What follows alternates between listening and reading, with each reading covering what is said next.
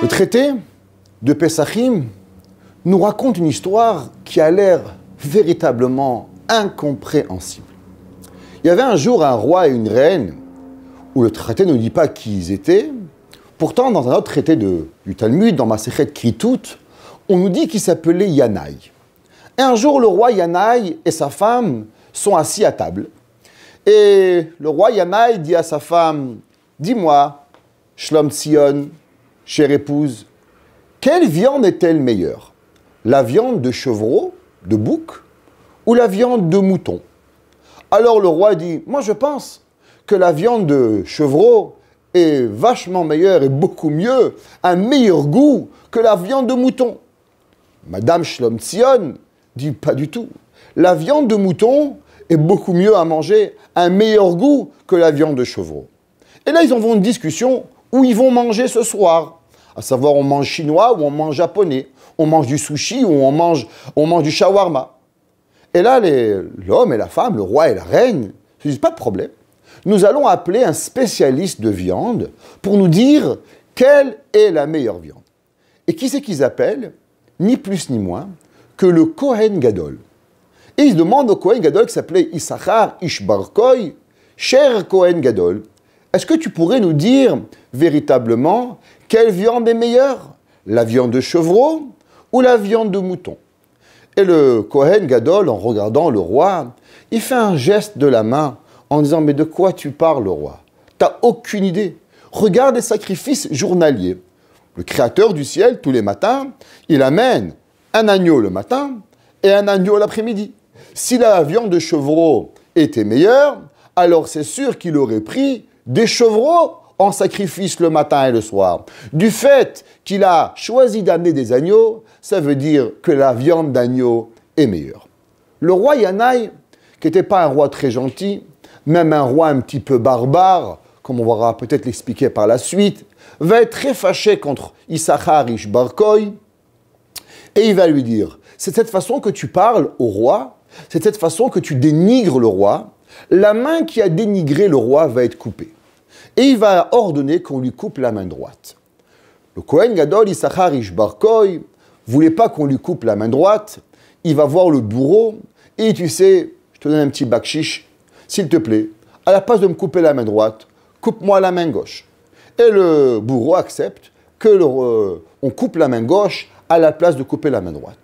Le Kohen, le roi, Yanaï, va entendre que le Kohen Gadol s'est fait couper la main gauche après la main droite, avant la main droite, et il va lui couper la droite et la gauche. Et la Gemara dit, qu'est-ce que le Kohen Gadol, Issachar, avait mérité qu'on lui coupe les mains? Après tout, il avait seulement fait un petit geste de la main, à savoir, tu as raison ou tu as tort, et peut-être même qu'il avait raison, à savoir que l'agneau était meilleur que le chevreau. Alors la Gemara nous dit que ce Kohen Gadol, quand il faisait les sacrifices, il y a certains certains travaux qu'on faisait au temple, c'était d'asperger de sang le misbéach, l'autel. Et ce Kohen ne voulait pas se salir les mains, alors il mettait des gants.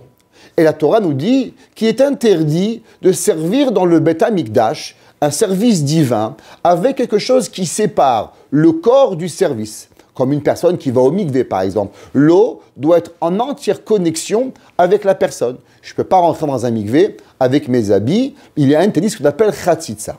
Et la Gemara dit c'est pour ça qu'on a coupé la main au Kohen Gadol Issachar Ish Barkoi. A priori, cette Gemara, elle n'a aucun sens. D'abord, qu'est-ce que ça veut dire? Quelle viande a meilleur goût? Est-ce que le chevreau ou l'agneau? Chez nous, on dit les goûts et les couleurs, ça se discute ou bien ça se dispute. Parce qu'il n'y a pas véritablement de choix. Le goût est plutôt subjectif qu'objectif. Il y a des gens qui aiment le poisson, il y en a qui n'aiment pas le poisson. Il y a des gens qui aiment la viande, d'autres qui n'aiment pas la viande. Et de plus, imaginez-vous, vous avez une question à savoir, est-ce que ce soir je mange avec ma femme chinois ou je mange avec ma femme japonais? Première question que je devrais faire, c'est aller chercher un chef de cuisine, plutôt de m'expliquer qui c'est qui va manger et où c'est meilleur. On va prendre le guide Michelin, on va regarder les 3 étoiles Michelin, à savoir c'est quoi le meilleur restaurant. Imaginez-vous, vous appelez le grand rabbin de Paris, le grand rabbin de Jérusalem, Rav Ovadia Yosef. Allô, monsieur le rabbin, est-ce que vous pouvez m'expliquer, s'il vous plaît, c'est quoi la meilleure viande? Ils n'ont trouvé personne dans le monde pour expliquer leurs problèmes que le plus grand des Juifs, l'homme qui rentre dans le Saint des Saints le jour du Yom Kippourim, pour pouvoir pardonner au peuple juif, a une discussion aussi banale qu'elle puisse exister, à savoir est-ce que la viande de chevreau ou la viande de mouton est meilleure. Moi, j'aurais fermé le Talmud ici, j'aurais dit bon, on va seulement nous apprendre la barbarisme de ce roi Yanaï, qui n'était pas un roi très gentil, qui va tuer de lui-même énormément de rabbins. Il va quasiment exterminer des milliers de juifs, tellement il avait un grand ego, ce roi Yanaï. Moi, j'aurais dit que la Torah nous raconte cette histoire, à savoir comment cet homme-là, à cause d'un petit geste, il a été pris d'ego et qu'il a coupé les mains de 2 personnes. Mais le problème, c'est que la Gemara continue et nous dit « attends une seconde, qui avait raison dans l'histoire? Le roi ou la reine ?» Et la Gemara nous dit que 2 rabbins vont venir et vont dire « mais non, c'est sûr qu'il n'y a aucune différence entre l'agneau et le chevreau. Parce que dans les sacrifices, on peut apporter autant les agneaux que les chevreaux. » La Gemara dit même que Akadosh Baruch Hu, si tu veux apporter, par exemple dans le Korban Pessah, un chevreau ou un agneau, c'est équitaire, il n'y a pas de problème. Donc tu vois que véritablement, il n'y a aucune différence entre le chevreau et l'agneau. Là, on se pose la question. Mais je ne vous comprends pas, monsieur les rabbins. Vous n'avez rien d'autre à décider, à savoir qu'est-ce qui est meilleur à manger, le chevreau et l'agneau, que 2 grands maîtres du Talmud. Parlez-nous d'autres choses qui sont plus intéressantes. De plus, la Torah orale, ça veut dire c'est qu'ils ont reçu de Har Sinaï, Moshe Rabbeinu a reçu de Dieu, qui va transmettre à Yoshua, que par la suite, c'est écrit dans la Gemara, c'est qu'il y a un débat fondamental, c'est ça la Torah, un débat fondamental à savoir, est-ce que la viande de chevreau est meilleure ou la viande de mouton est meilleure? En quoi ça change ma vie? Est-ce que le chevreau est meilleur ou le mouton est meilleur? Je ne sais pas pour vous, mais j'ai jamais mangé de la viande de chèvre de ma vie. Et je ne pense pas que mon père en a mangé, et peut-être pas mon grand-père. Et ils ont vécu toute leur vie en ayant vécu sans ayant jamais mangé de chèvre. Alors, quel est le débat de la Gemara? À savoir, est-ce que la viande de mouton ou la viande de chèvre est meilleure? Et pourquoi la Chachamim de la Gemara se sont eux-mêmes posé la question, comme si qu'il y avait une question extraordinaire. Quelle est la meilleure viande? Chevreau ou mouton? Il n'y a pas de question. C'est subjectif, non objectif. Cette question va rester en attente pendant pratiquement 1900 ans.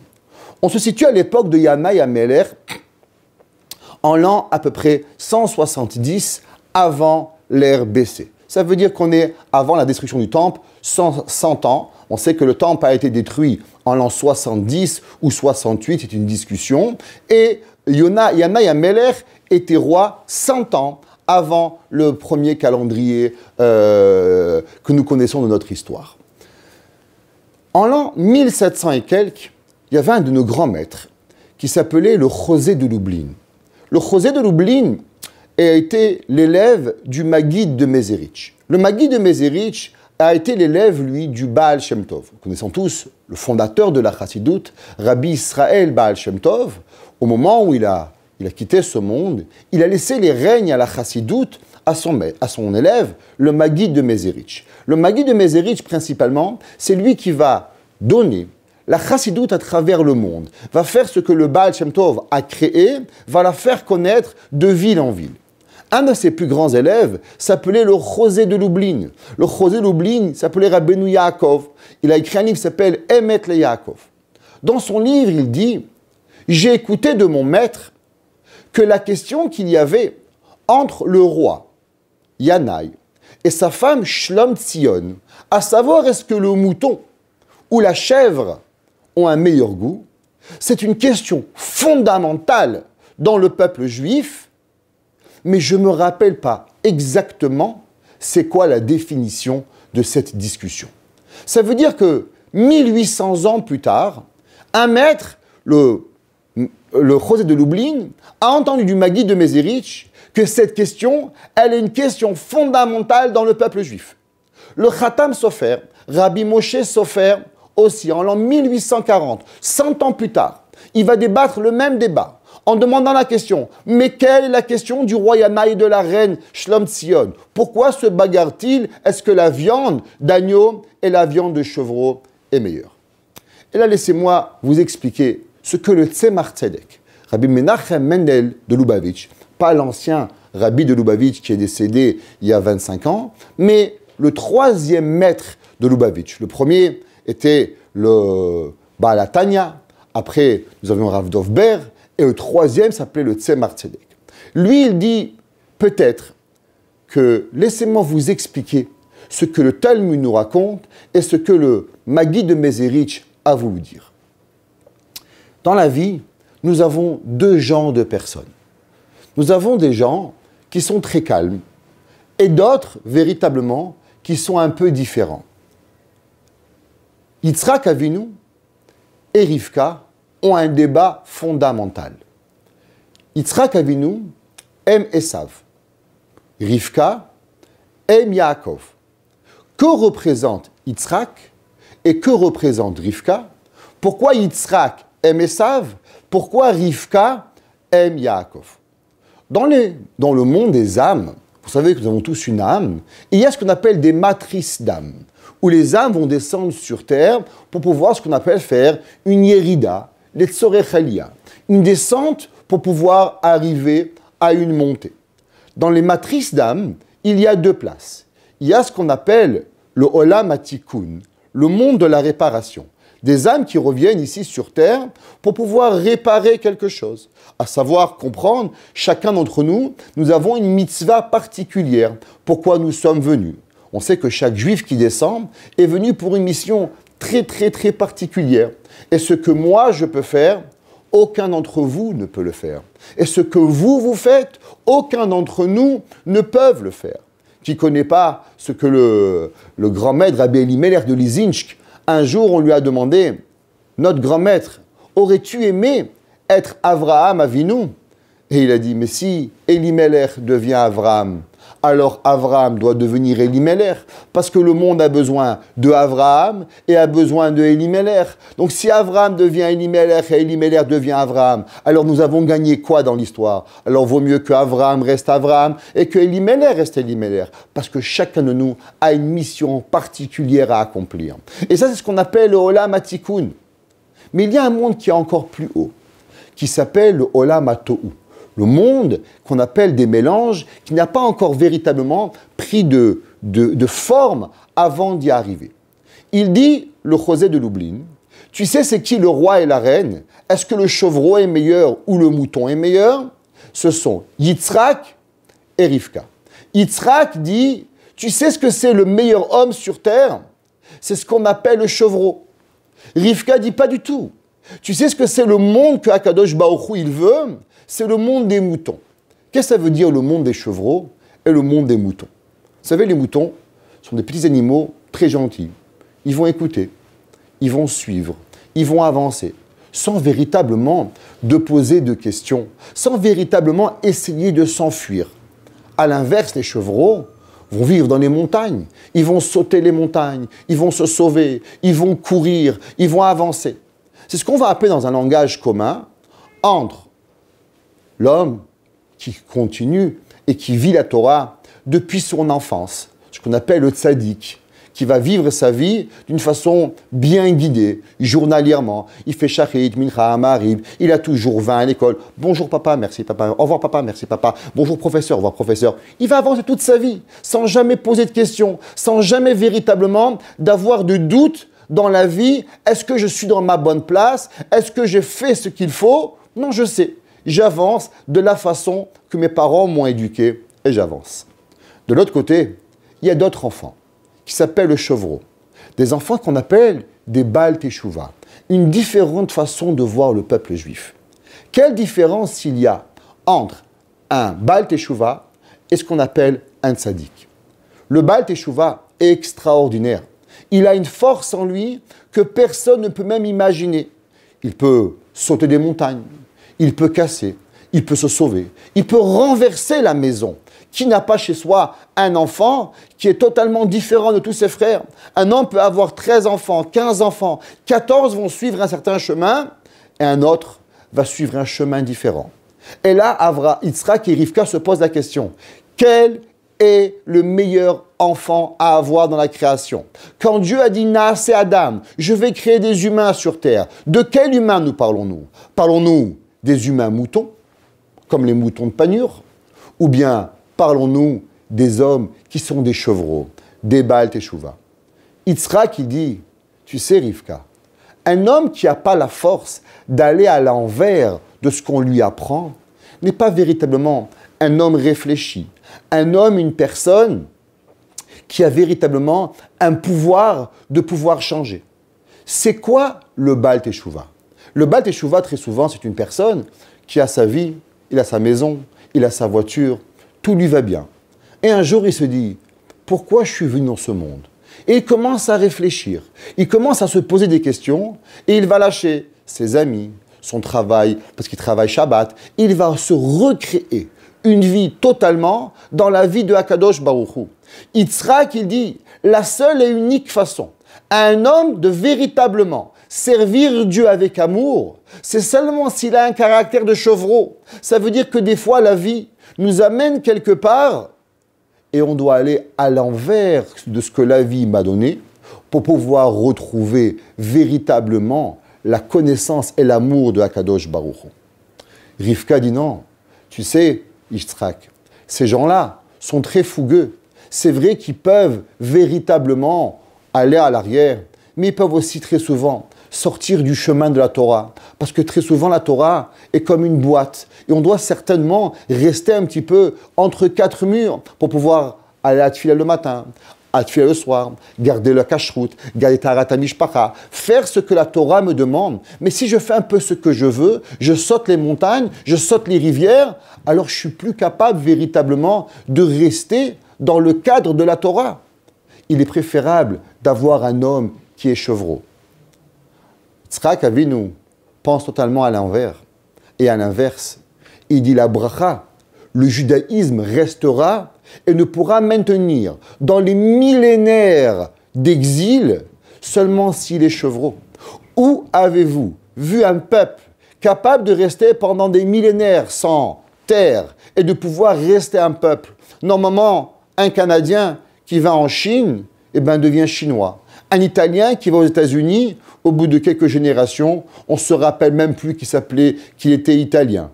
Le peuple juif, des millénaires, à travers des milliers de pays, vont toujours rester un peuple juif, sans jamais avoir une véritable identité par rapport au pays où ils vivent, mais seulement par rapport à qui ils sont. Yitzhak Avinu, il dit, ça c'est le peuple juif. Si je dois choisir à qui donner la bracha, comment donner la Torah, à qui donner la force de surmonter les millénaires d'épreuves, c'est seulement à une personne qui a une neshama de chevreau. Rivka dit non, c'est impossible, parce que les chevreaux sont trop dangereux. Mais Yitzhak Avinu a oui raison. La preuve, c'est que le jour de Yom Kippour, nous apportons quoi comme sacrifice? Parmi les sacrifices principaux du jour de Yom Kippour, nous apportons 2 chevreaux, ce qu'on va appeler les 2 séirim, qui vont être appelés l'Hachem et le séir la Azazel. Pourquoi nous apportons 2 boucs, un pour Dieu et un la Azazel? La Gemara dit qu'ils devaient être égaux, la même taille, ils devaient coûter le même argent, la même couleur, ils devaient être totalement identiques. Pourquoi nous apportons 2 chevreaux le jour du Yom Kippour? Pourquoi pas 2 moutons? Le jour du Yom Kippour, par excellence, il représente la tchouva. Ça veut dire qu'une personne, elle a pu se remettre en question et se poser la bonne question. Comment me suis-je comporté? Est-ce que cette année, j'étais gentil? Est-ce que cette année, je me suis comporté de la bonne façon? Ou peut-être, je dois arranger certaines choses chez moi. Pour avoir cette force de changer, il faut obligatoirement avoir cette force-là de chevreau. Cette force d'aller à l'inverse de ce que j'ai fait. Seulement, dans cette force, il y a 2 pouvoirs. La force du bien et la force du mal. C'est pour ça qu'on a porté ces 2 chevreaux, pour nous faire comprendre que véritablement, dans la vie, il y a besoin de ce trait de caractère pour pouvoir arriver à se rapprocher de Akadosh Baruch Hu. De l'autre côté, tous les jours, nous apportons 2 agneaux. Un agneau le matin, un agneau le soir. Quand une personne, elle avance tous les jours, vivre sa vie véritablement avec tellement de questions et à chaque fois tout remettre en question, il peut être difficile à quelqu'un d'avoir cette façon de vivre à son quotidien. Yana Yamel dit, pour pouvoir être un bon juif, il faut avoir comme Yitzhak Avinu qui a fait le choix d'être un chevreau. Rivka dit non, pour être un bon juif, il faut être un mouton. À la fin de l'histoire, Yitzhak et Rivka sont arrivés pratiquement à un commun accord. Avoir un homme qui est que mouton ne va pas être capable de pouvoir maintenir le peuple juif. C'est pour ça qu'on va prendre Yaakov. Mais avant de prendre Yaakov, on va habiller Yaakov avec les habits de Esav pour lui faire comprendre que si tu n'es que mouton, tu ne pourras pas t'en sortir dans la vie. Si tu es que chevreau, tu risques d'avoir d'énormes problèmes. Alors on va te donner ce qu'on appelle un mélange de chevreau et de mouton. Ça, c'est par rapport à nous, parce que nous, il nous est difficile de naviguer à travers ces eaux difficiles. Mais véritablement, qu'est-ce que Akadosh Baruch Hu il aime? Est-ce que Dieu aime plus un Baal Teshuvah ou Dieu aime plus une personne que toute sa vie il a fait la Torah sans jamais se poser de questions? On demande au Melech, on demande au Kohen Gadol, et le Kohen Gadol répond, c'est simple. L'homme qui a suivi Dieu toute sa vie, il a une meilleure approche de Dieu. Et là, nos Chachamim nous disent, tu t'es totalement trompé, monsieur le Kohen Gadol.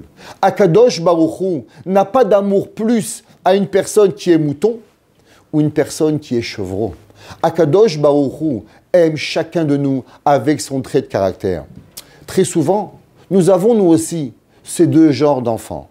Nous avons ces enfants qui sont calmes, qui nous écoutent. Nous avons un enfant difficile.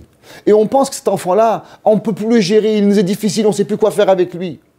Mais très souvent, ces enfants qui sont difficiles, ce sont les enfants qui vont être capables de faire les plus grandes choses dans le monde. Les personnes qui n'étaient pas fous à penser qu'un jour on pourrait voler, n'auraient jamais créé d'avion.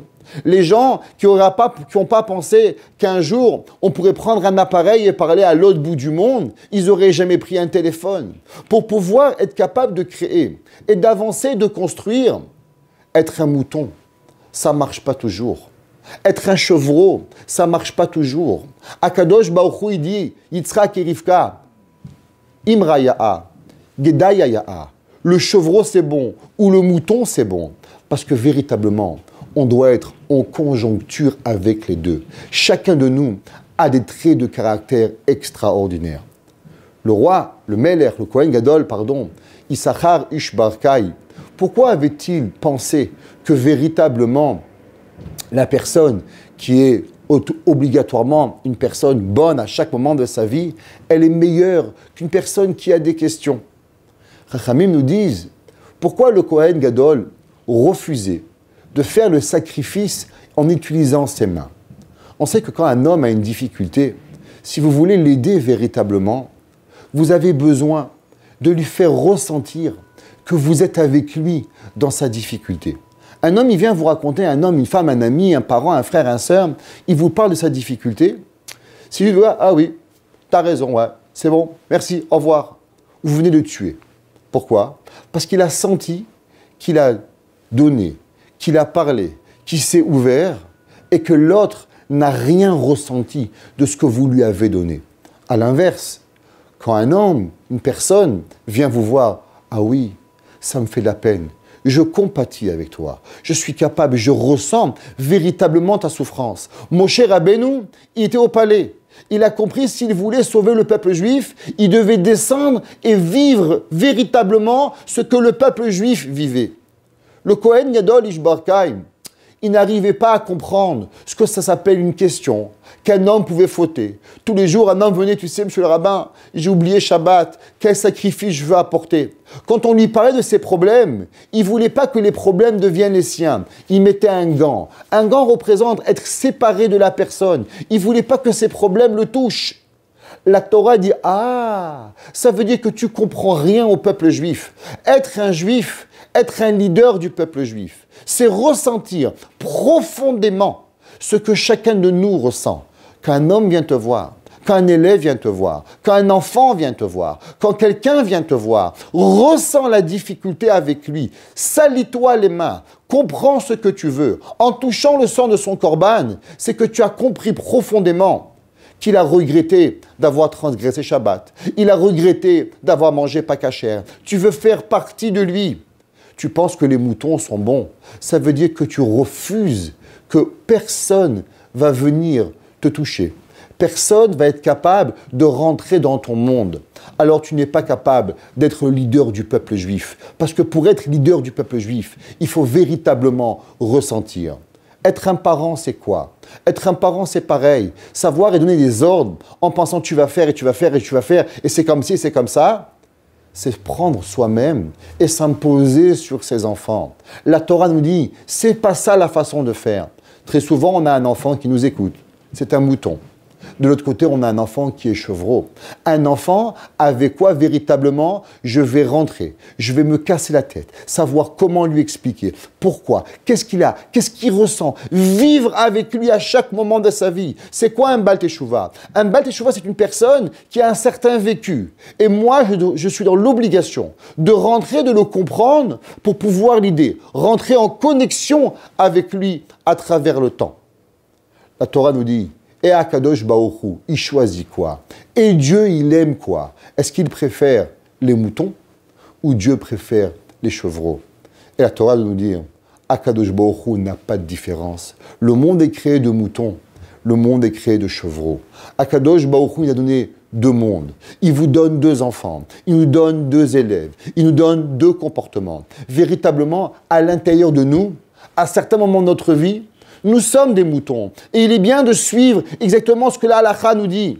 De l'autre côté, souvent, nous avons des difficultés. Et si je veux suivre le courant de la difficulté, je risque de me perdre. Alors je dois être un chevreau pour pouvoir aller à l'inverse de ce que le monde m'apporte pour véritablement m'approcher de Akadosh Baruch Hu. En terminant, pensez que chacun de nous devons être égal à l'autre, comme les communistes et les socialistes. C'est totalement faux. Être tous égaux, c'est faux. Le christianisme a voulu enlever dans la Torah les règles de Cohen, Lévi, Israël, juifs, non-juifs. Nous sommes tous égaux. Nous devons tous être pareils. Parce que la vie, elle est faite d'une certaine façon où chacun de nous, on doit être exactement pareil et on n'a pas le droit d'être différent. Dans le Beth Amikdash, il y avait exactement l'inverse. Il y avait le Kodesh HaKodashim, réservé à Dieu et au Cohen, Gadol. Il y avait le Kodesh, qui était réservé aux Kohanim. Il y avait les Hazarot, réservés aux Israël. Il y avait certaines places où certaines personnes ne pouvaient pas y rentrer. D'autres places où tout le monde peut rentrer. Parce qu'il y a différentes façons de servir à Kadosh Baruch Hu. Croire que nous sommes tous pareils et que ce que moi je peux faire, vous pouvez faire. Et ce que vous pouvez faire, je peux le faire. Il est totalement dans l'erreur de ce que le judaïsme représente. Akadosh Baruch Hu nous dit, Imra Ya'a, Gdaya Ya'a. Tu as une façon de servir Dieu. Dans le cadre de la Torah, ta façon est extraordinaire. Si moi j'ai une façon de servir Dieu à ma façon, dans le cadre de la Torah, alors je suis extraordinaire. Un de nos grands maîtres, le rabbi de Kotsk, un jour, un de ses élèves lui a dit, Rabbi, j'aurais une demande pour vous. Il lui dit, c'est laquelle? Il dit, regardez Rabbi, je travaille tellement dur que le soir, je suis pratiquement à l'épuisement. Et je n'arrive pratiquement pas à faire ma prière de Harvit. Et je la fais en 5 minutes. Et je m'effondre sur mon lit et je m'endors. J'aimerais juste pour pouvoir avoir quelques minutes de repos par jour, que de façon à ce que le soir à Harvit, je suis capable de prier pas 3 minutes, mais 5 minutes, avec un peu plus d'empathie dans ma prière. Et le rabbi de Kotsk lui a dit, mais qui t'a dit que Dieu ne t'a pas créé pour pouvoir avoir un plaisir d'un homme autant épuisé que toi, trouve encore 3 minutes le soir avant d'être épuisé pour pouvoir prier. Ça veut dire qu'en vérité, nous sommes tous créés avec une différente façon. Il y en a qu'il faut qu'ils soient au kollel pendant 20 heures par jour. Et peut-être même 20 heures, ce n'est pas suffisant. D'autres, c'est peut-être 10 heures. D'autres, c'est seulement de faire Shachrit, Mincha, Ma'ariv. D'autres, c'est de faire Shabbat et de faire les tfilot parce qu'ils n'arrivent pas plus à faire et qu'à travers tout ça, c'est ce que Kadosh Baruch Hu veut de nous. Imra Ya'a, les moutons sont bons, les chevreaux sont bons. Et l'essentiel, c'est de se servir et d'arriver véritablement à découvrir ma personnalité pour servir profondément le Créateur du ciel, Akadosh Baruch. Une question de halakha, besoin d'un conseil personnel? Avec le service Question au Rav, les rabbinim de Torah Box sont à votre disposition 24 heures sur 24, 6 jours sur 7, pour vous répondre et vous aider sur tous les sujets. Shabbat, couple, cacheroute, conversion, loi de deuil.